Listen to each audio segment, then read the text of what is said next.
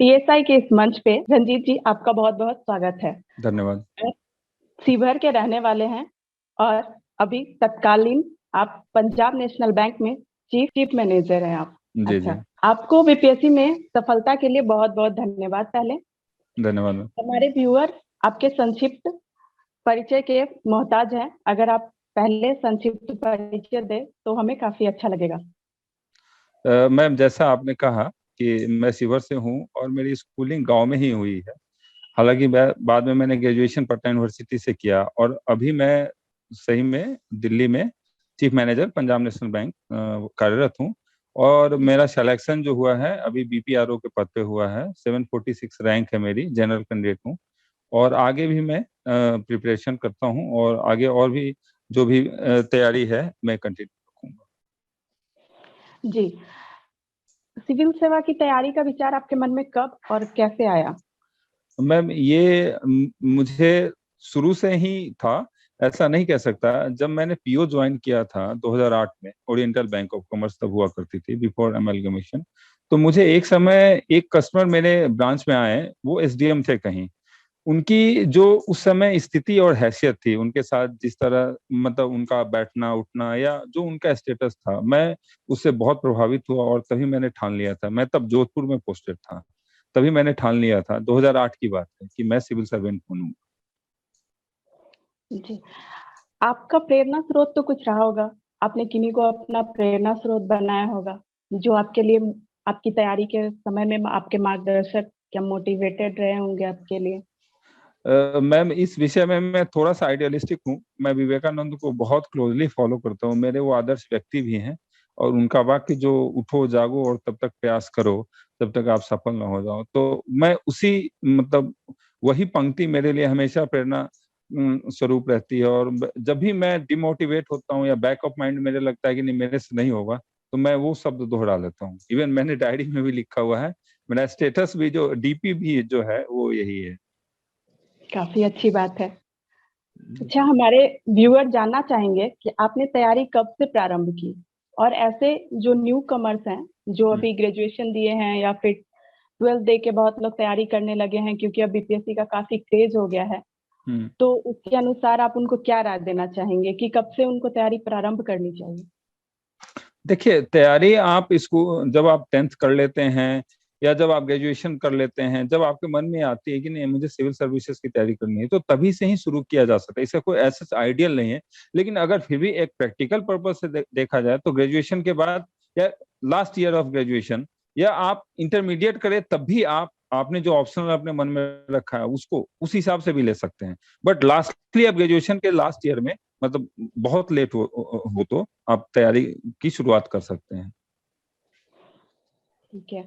ऐसा होता है कि बीपीएससी में काफ़ी एज तक लोग तैयारी कर सकते हैं। तो क्या कुछ लोग 32, 33 क्रॉस कर जाए फिर भी प्रिपरेशन करें तो उनके लिए बेहतर है? मैं इसका उदाहरण हूँ, मेरी एज 35 प्लस है, 35 है। तो अगर मैं तैयारी कर सकता हूँ और बैंक की जॉब थोड़ी-सी आपको पता ही होगा कि हार्ड हो थोड़ा इसमें फ़ाइनेंशियल रिस्क होता है और जो जॉब नेचर है, वो आपको बहुत समय नहीं मतलब आपके पास बचता है कि तैयारी करें और ख़ासकर सिविल सर्विसेज़ की। तो जब मैं कर सकता हूँ, तो जो फ्रेशर्स हैं, जो अभी से ही ठान लें, तो उनको टाइम मैनेजमेंट का एक मतलब बढ़िया मौका है, वो कर सकते हैं। तो मैं इसके लिए कभी कोई बहुत बड़ी बात नहीं कहूँगा कि मैं सफल हो गया हूँ, तो मैंने ये सिंपल आप किसी भी समय से, किसी भी स्थिति से शुरू कर सकते हैं। लेकिन जब आपने एक बार शुरू कर दिया, तो फिर पीछे मत फिर अपने डिसीज़न को आप जस्टिफ़ाई कीजिए। जी, आपने बहुत सही बात कही। लेकिन आपने जैसा बोला भी कि बहुत कम टाइम मिल पाता है बैंकिंग के जॉब में, तो फिर आपने अपने पीटी के प्रिपरेशन के लिए क्या रणनीति अपनाई कि आप सेलेक्ट हैं आज और अच्छे पोज़ीशन पे हैं? देखिए जैसा हम सभी जानते हैं सिविल सर्विसेज़ में 3 चरण होते हैं, पीटी, मेंस और इंटरव्यू।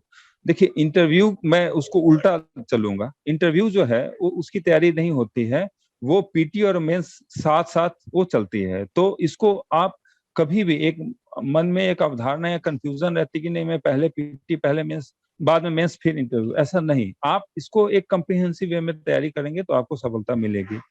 जो इंटरव्यू का पार्ट है वो आपके व्यक्तित्व का पार्ट है, उसमें आप ज्यादा चेंज नहीं कर सकते हैं। हाँ, जो आप मेंस और पीटी के दौरान जो आप करंट अफेयर्स या जो आसपास की घटनाएं हैं उससे जो आप अपने को अवेयर रखते हैं वो आपके इंटरव्यू में मार्क, वो आपको बहुत अच्छा मार्क्स फेच करता है। फिर मैं आता हूँ मेंस पे, पीटी पे सबसे बाद में आऊंगा। मेंस की तैयारी साथ साथ पीटी की तैयारी किया कीजिए, क्योंकि जो बुक्स आप रेफर करते हैं, सपोज जैसे मैंने एक हिस्ट्री की बात करी तो स्पेक्ट्रम की जो राजीव अहिर की बुक है, अगर उसको आप पढ़ते हैं तो पीटी कम मेंस की तैयारी हो जाती है। तो फिर आप एक जो कोई सेलेक्टेड टॉपिक्स है, जैसे कि बिहार में खासकर बीपीएससी में जो आर्ट से पूछा जाता है, पटना कला, मौर्य कला, उसके लिए बिहार स्पेसिफिक दो तीन कोई भी अच्छी बुक है मार्केट में वो ले लीजिए।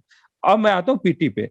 जब आप मेंस की तैयारी करते करते पीटी एक दो महीने रह जाता है, तो आप घटना चक्र से प्रैक्टिस कर लें, या कोई भी आपको अच्छा लगता है जिससे आप प्रैक्टिस या मॉक कर लें। जैसे टीएसआई से भी मैंने मॉक लगाया था प्रीलिम्स के लिए 66 में, मैं उदाहरण देना चाहूंगा। तो वो मॉक लगा लें, उससे आपको ये पता चल जाएगा कि मेरा वीक एरिया क्या है, फिर उस स्पेसिफिक एरिया को आप कंसोलिडेट कर लें। यानी मेंस की तैयारी के साथ साथ पीटी की तैयारी।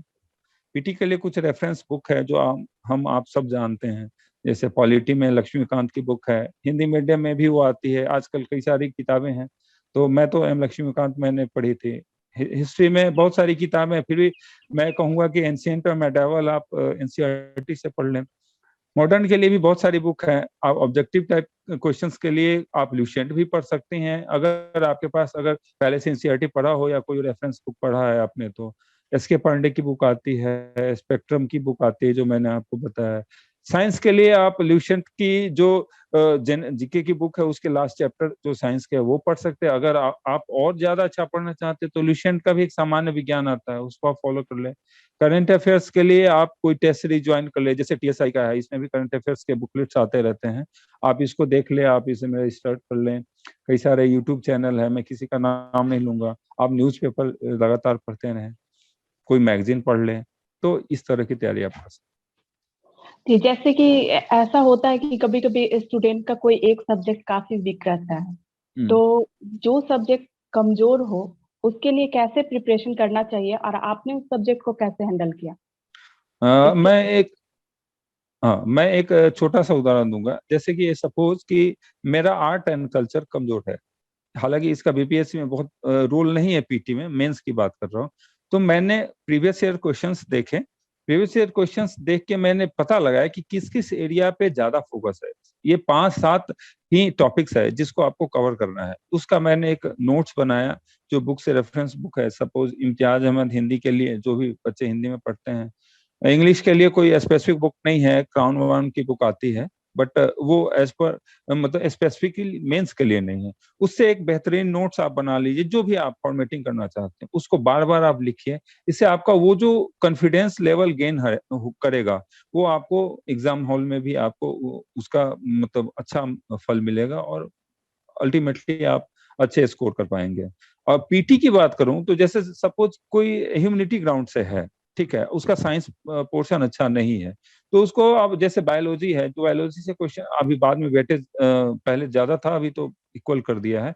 तो उसको एनसीईआरटी की जो 9th और 10th की बायोलॉजी है, बायोलॉजी की सामान्य वो विज्ञान की बुक है, बायोलॉजी उसमें मिक्स है, उसको पढ़ लेना चाहिए। ठीक है, उसके बाद क्वेश्चन आ जाइए, क्वेश्चन पे आप प्रैक्टिस कीजिए, देखिए फिर भी आप नहीं बना रहे हैं, फिर से उसको रिवाइज कीजिए। इस तरह आप अपने उस वीक पार्ट को कंसोलिडेट करके अच्छा कर सकते हैं।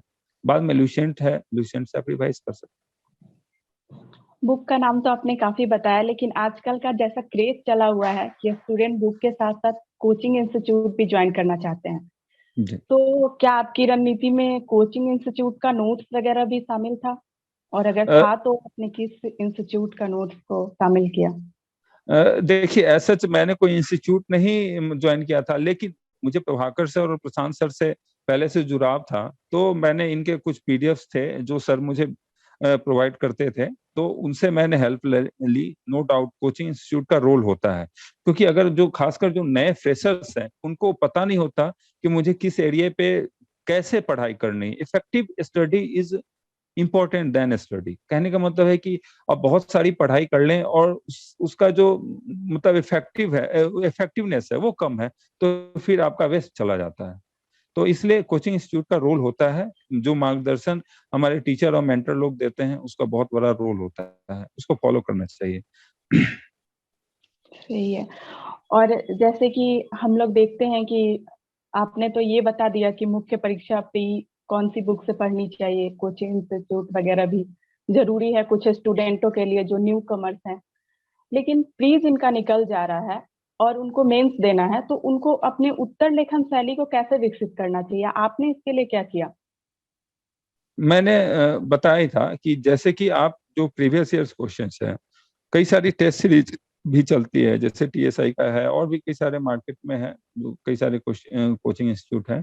मैं पटना में नहीं हूँ तो मुझे ऑनलाइन ही मौका मिलता है। तो अभी मैं 66 के लिए क्या कर रहा हूँ, मैं उसे शायद लोगों को मतलब अच्छा मैं बता सकूँ। मैं क्या करता हूँ वीकेंड में, चूंकि मैं रोज समय नहीं मेरे पास होता है, तो वीकेंड में सारे क्वेश्चन कलेक्ट कर लेता हूँ और उसका खुद से फॉर्मेटिंग करने की कोशिश करता हूँ कि मैं बेहतर से बेहतर उत्तर कैसे लिख सकता हूँ। उसके बाद आजकल ऑनलाइन सुविधा है, आपको जरूरी नहीं कि आप ऑफलाइन जाके इंस्टीट्यूट में ही अपना योगदान दे, और आपका इवैल्यूएशन ऑनलाइन भी हो जाता है। तो फिर जैसे आपने जी, आपने मेंस लिखा होगा तो ऐसा सुनने आता है कि पॉइंट टू पॉइंट लिखना चाहिए या पैराग्राफ में लिखना चाहिए, तो आपने अपने आंसर को कैसे लिखा? देखिए, मैं हमेशा कहूंगा पैराग्राफ राइटिंग से ज्यादा अच्छा होता है पॉइंट टू पॉइंट। अगर आप यूपीएससी दे रहे हैं तो आप ठीक है, पैराग्राफ का वहां महत्व है, लेकिन बीपीएससी के लेवल पे या यूपीपीसीएस के लेवल पे जहाँ पे आपको फैक्ट्स की ज्यादा थोड़ी महत्ता होती है, वहाँ पॉइंट टू पॉइंट लिखने में मतलब मार्क्स अच्छे आते हैं, मेरा यही मान। आपके रणनीति और आपकी तैयारी के वक्त सामान्य अध्ययन का कौन सा खंड सबसे कठिन लगा आपको, और जी, आप अपने इस खंड के लिए कैसे तैयारी किए? मुझे हिस्ट्री और कल्चर का जो हिस्सा है, हालांकि वो स्टैटिक है, वो बदलता नहीं है, लेकिन मुझे वो थोड़ा कठिन लगा। फिर मैंने उसके नोट्स बनाए खुद के, जो भी रेफरेंस बुक मार्केट में आ रही है उससे नोट्स बनाए खुद, कुछ गूगल किए, कुछ इंटरनेट का सहारा लिया, कुछ जो कोचिंग इंस्टीट्यूट्स के जो रेफरेंस मटेरियल्स थे उससे लेके मैंने अपना नोट्स बनाया एक। उस नोट्स को मैंने बार बार रिवाइज किया। ये एक अच्छा तरीका है, उससे आपको बार बार इम्प्रूवमेंट करने का वो ऑप्शन मिलता है। और साथ ही साथ आप टेस्ट सीरीज ज्वाइन कर लीजिए, मेंस के जो टेस्ट सीरीज चलते हैं जैसे टीएसआई का आप ज्वाइन कर सकते हैं, और भी है। तो उससे आपको पता चलता है कि इवैल्यूएशन में आपकी क्या कमी रह गई, फिर आप सुधारते हैं।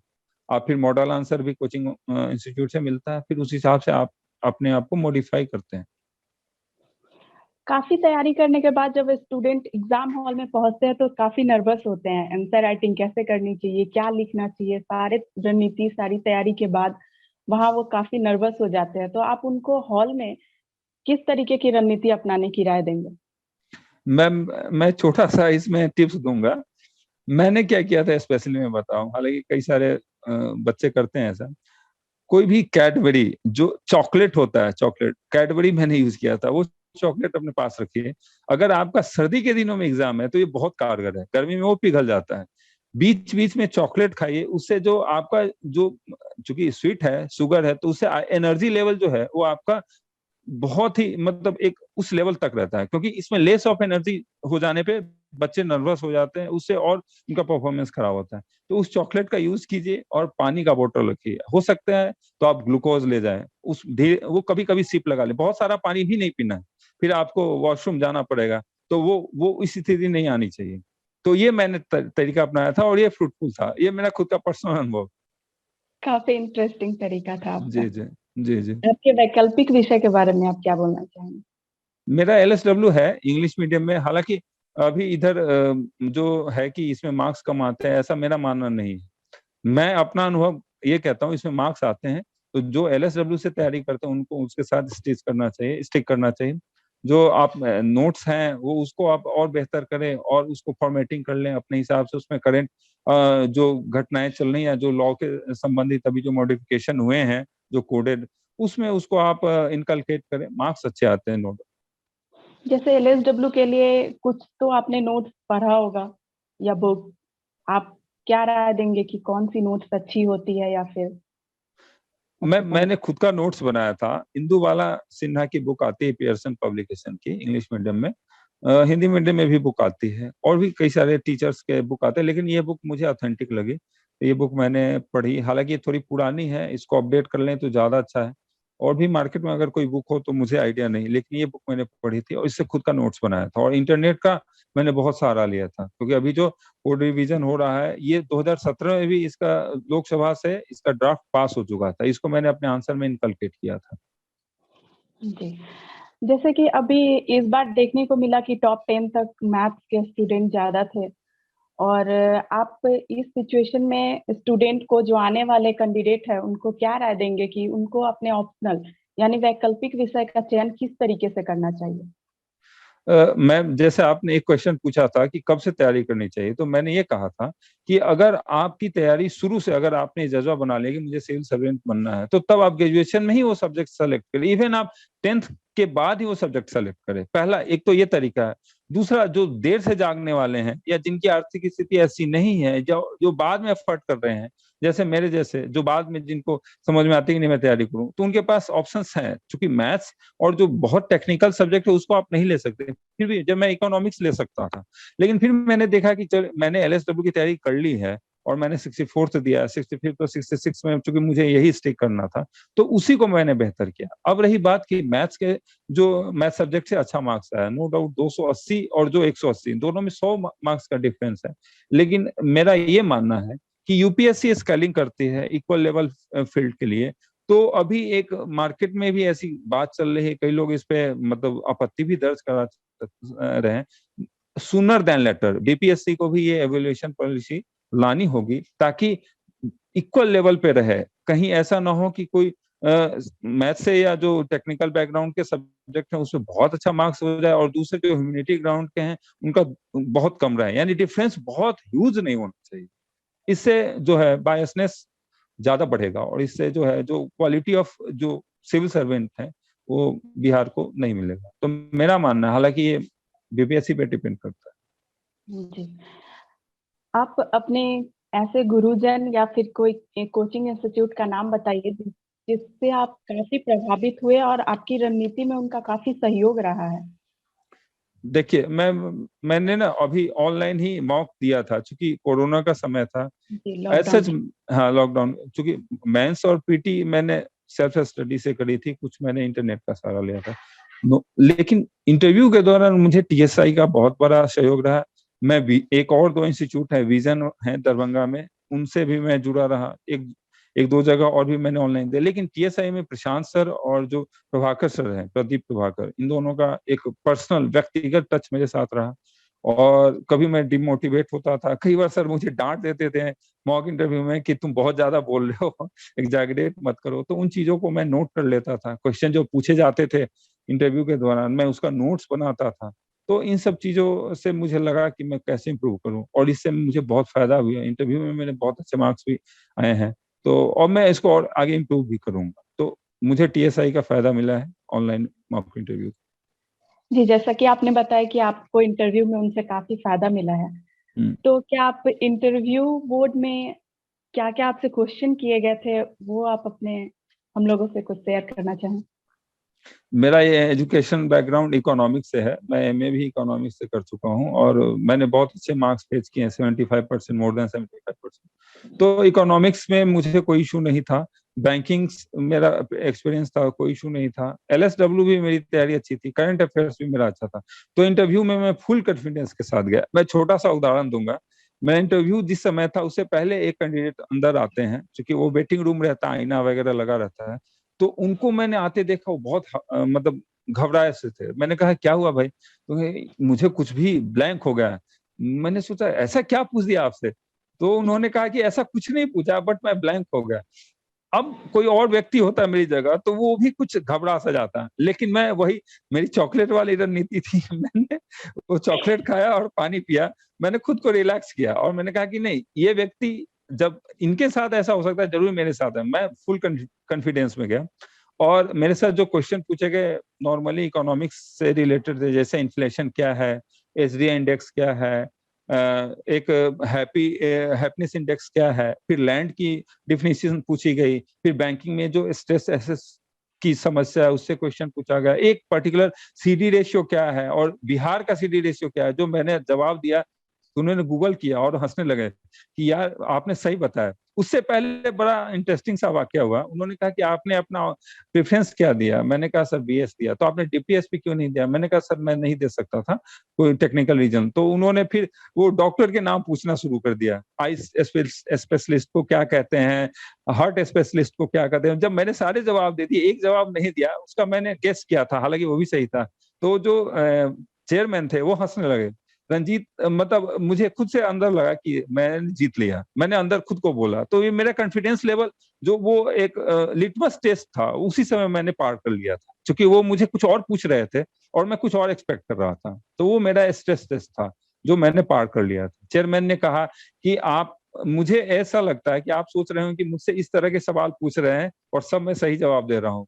चलिए मैं आपसे अब आपके विषय पे सवाल पूछता हूँ। उन्होंने ये कही बात मुझे, तो मेरे लिए एक इंडिकेशन था कि your interview is going to be. तो इस तरह की बातें हैं। फिर मैं हंसते इससे हुए बाहर ये निकला। लगता है कि इंटरव्यू बोर्ड वाले का व्यवहार काफी नॉर्मल रहता है। बहुत कॉर्डियल, बहुत कॉर्डियल। एक सवाल में था कि मैंने कहा सर कैन आई गेस, वही डॉक्टर वाले जो पूछ रहे थे। तो मैंने कहा या यू मे गेस। तो मैंने आधा जवाब दिया, उन्होंने कहा कि आपने इतना ही बता दिया काफी है, एवरीथिंग सबसे एक्सपेक्ट नहीं किया जाता उसका वो जवाब दे, और ये आपका फील्ड भी नहीं। तो मुझे लगा बहुत कॉर्डियल है, मेरा पर्सनल अनुभव यही है। आपका इंटरव्यू किनके बोर्ड में पड़ा था? मेरे हिसाब से मैंने जो पिक्चर देखी थी वो उनका मिस्टर भगत थे। वो मीडिया पर्सन है मेरे हिसाब से, मुझे लगता है मिस्टर भगत थे वो। जी।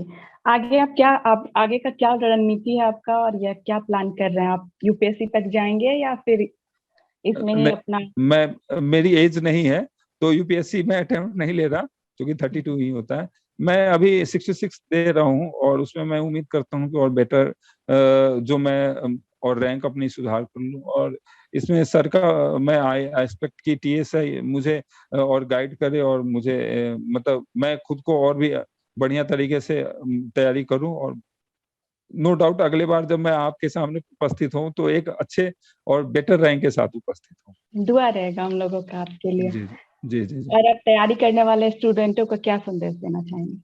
मेरा सिर्फ और सिर्फ यही करना है कि सिविल सर्विसेज जो है बहुत डिफिकल्ट नहीं है, नो डाउट इसको डिफिकल्ट माना गया है। Second toughest exam in the world after USA में एग्जाम होता है सिविल सर्विसेज है, खासकर बीपीएससी तो बहुत ज्यादा जो प्रांतीय लेवल के एग्जाम होते हैं, क्योंकि इसमें जो नॉर्थ इंडिया है, दिल्ली में जितने बच्चे तैयारी करते हैं वो सब तैयारी करते हैं, इसमें शामिल होते हैं।